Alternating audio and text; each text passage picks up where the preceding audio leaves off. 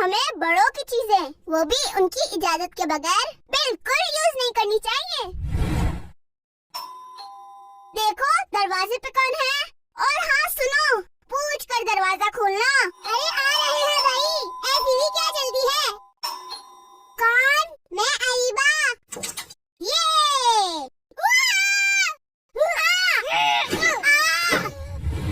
अरे दरवाजा खोलो।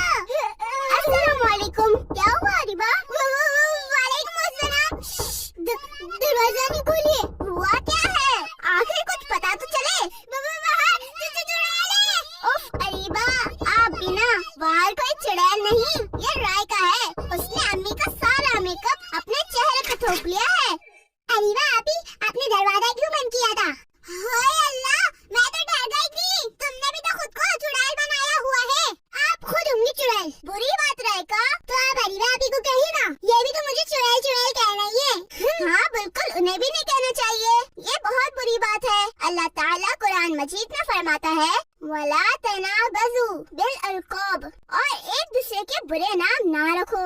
सॉरी राइका, मैंने भी आपको चुड़ैल कहा था, आप भी मुझे माफ कर दें। शाबाश, ये आप दोनों ने बहुत अच्छा